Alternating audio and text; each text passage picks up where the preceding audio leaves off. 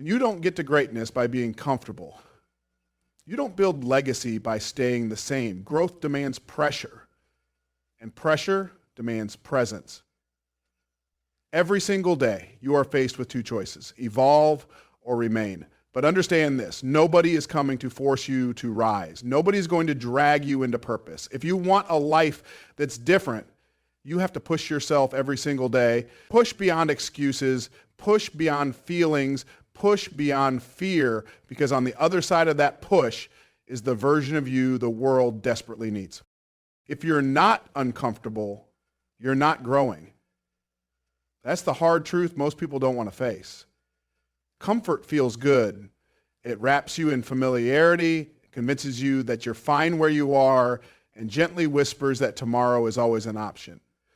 But growth doesn't speak in whispers. It shouts through discomfort. It confronts your routine. It disrupts your rhythm. And unless you push yourself into that place where you're stretched, where your heart is pounding and your mind is screaming to back down, you'll never experience the kind of transformation you were born for. People think progress is supposed to feel good, but the truth is, real growth is often wrapped in pain. It comes in moments when your legs are shaking, your confidence is low, and every part of you wants to give up. But that's where champions are made, in the friction, in the fire, in the stretch. You cannot expect a stronger body without sore muscles. You cannot expect a sharper mind without mental resistance. And you cannot become the person you were meant to be without the discomfort of letting go of who you used to be. There was a young man named Jordan who worked as a janitor at a small school. Every day he dreamed of starting his own business, but fear kept him locked into routine. One day, after another long shift, he stood in the empty hallway and looked at his reflection in a dusty window. For the first time, he didn't just see a man cleaning up after others, he saw potential. That night, he took his first uncomfortable step. He enrolled in online courses, he studied during lunch breaks, he sacrificed weekends. It wasn't easy, he was tired, he was overwhelmed. There were nights he wept in silence because the pressure was too heavy. But every time he felt the weight, he reminded himself, this is what becoming looks like. Fast forward 2 years, Jordan launched his own cleaning company, one that now employs the very type of people he used to work alongside. What changed? He got uncomfortable. He decided not to stay where life had placed him. He chose the stretch over the stillness. That's what you need to understand. Discomfort is not your enemy. It is your initiation. It is heaven's way of telling you this is where you evolve. When you feel that resistance, when you feel that fear, when your heart races at the thought of trying something new, that's not the signal to stop. That's the sign to go deeper, to lean in. Because the more uncomfortable you are, the more proof you have that you're standing at the edge of your next level. So don't run from it. Don't hide in the illusion of ease. Embrace the stretch. Cry if you must. Break down if you need to, but keep showing up, because the pain of growth is temporary, but the pain of staying the same will last a lifetime.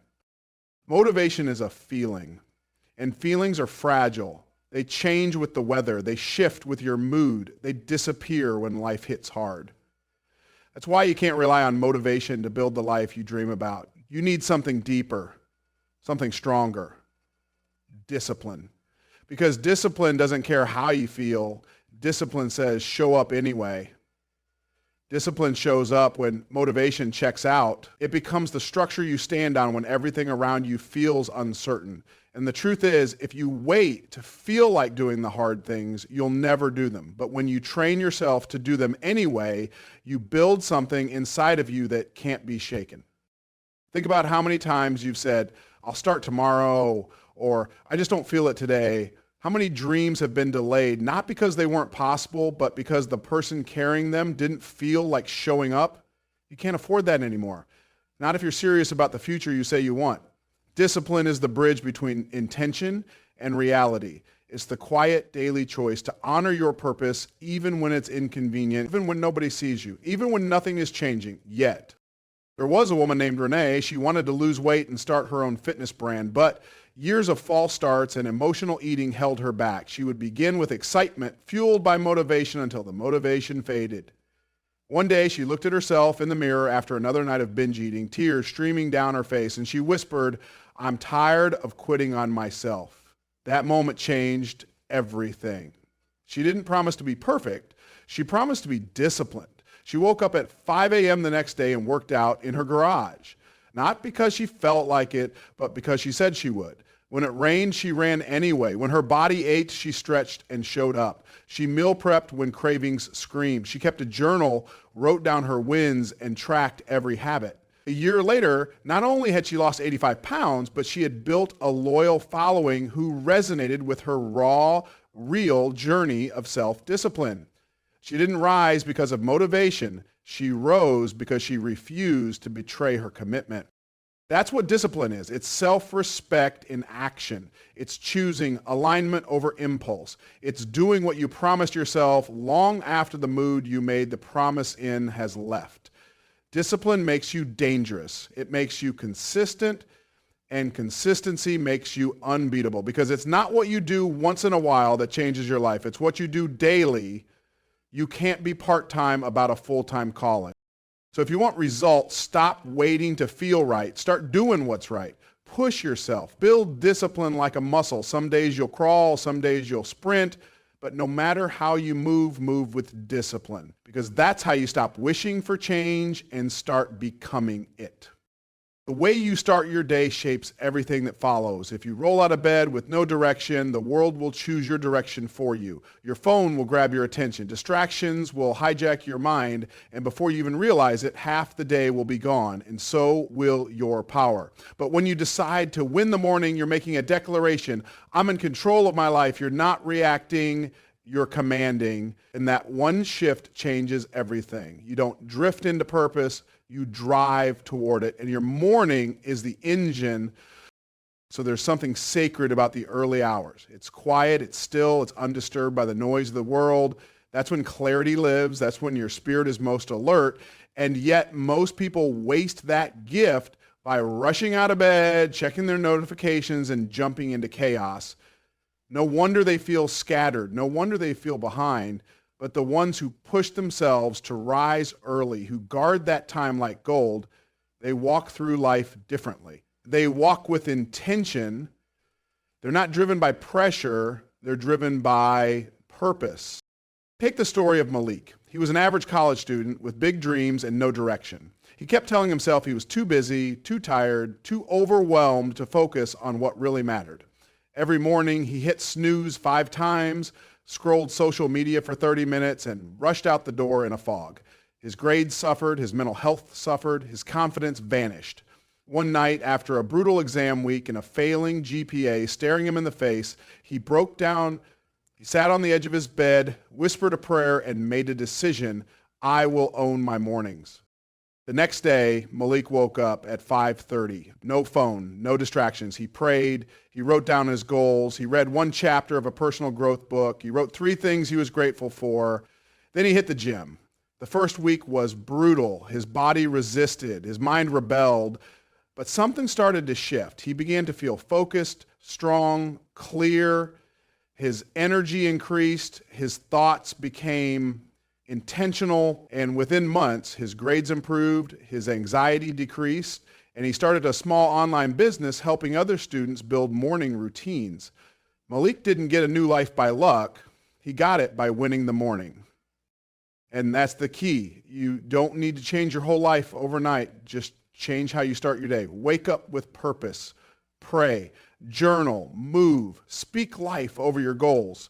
Protect your peace. Set your intention. When you do that, you won't just survive your day, you'll lead it. You'll walk into meetings with confidence. You'll face obstacles with strategy. You'll handle setbacks with strength, because you didn't let the day choose you. You chose the day. So stop starting your mornings on accident. Start them on purpose, because when you win the morning, you win everything. Excuses are one of the most expensive things you'll ever afford. They sound reasonable, they feel comfortable, and they protect your ego, but they rob your destiny. Every time you make an excuse, you give your power away. You hand your life to circumstances, to people, to limitations that you have accepted as permanent. But the truth is, as long as you keep excusing where you are, you'll never get to where you're meant to be. Real change begins when you stop blaming and start owning. It doesn't mean it's all your fault, but it does mean it's your responsibility. That's where freedom starts. It's easier to say I don't have the time than to admit you're not managing your time. It's easier to say nobody helped me than to admit you didn't ask or take initiative. But you can't heal what you keep blaming on others. You can't grow where you refuse to be honest. And deep down, you know it. You know when you're hiding behind reasons that sound right but feel wrong. The uncomfortable truth is your breakthrough won't come when your circumstances change. It will come when you change, when you decide to stop making excuses and start making moves. There's a powerful example in the life of a man named Elijah. He grew up in a broken home, never met his father, and watched his mother struggle through addiction. By the time he was 20, he was homeless, jobless, and angry at the world. He had every reason to stay bitter, every reason to point the finger, and for years he did. He told himself the system was against him, that success was for other people, that nothing would ever change. But one freezing night, sleeping under a bridge, he stared up at the stars and whispered through tears, "No more. No more blaming, no more waiting, no more excuses." The next day, Elijah walked into a shelter, asked for help, and got connected with a job training program. He worked 12-hour shifts cleaning buildings. He saved every dollar. He started reading one book a week. He stopped hanging out with people who kept him stuck. And when people asked him what changed, he didn't say the system. He didn't say luck. He said, "I stopped lying to myself." Today, Elijah owns his own construction business and mentors at-risk youth. He didn't need perfect conditions. He needed ownership. That's the lesson. You don't need perfect timing. You don't need ideal support. You need to reject the excuse and embrace the truth. Your future is waiting on your decision, not your defense. Stop arguing for your limitations. Stop selling yourself short with soft language. Start owning every piece of your life. It's not weakness to admit where you fell. It's power. Because the moment you take full responsibility, you're no longer a victim. You become a force. Excuses will keep you comfortable, but ownership will make you unstoppable. Listen, nobody is going to give you the life you dream about. You have to go take it. You have to wake up, face yourself, and say, "I will not waste this life." You have to push yourself. When it's inconvenient, when it's painful, when it's lonely, when it's dark, every single day is a test. Will you rise or retreat? Will you conquer or complain? Will you push or will you? The life you want doesn't respond to wishful thinking. It responds to consistent pushing. So today and every day, make the decision, I will not be passive. I will not be average. I will push myself until the version of me that was once just a dream becomes reality.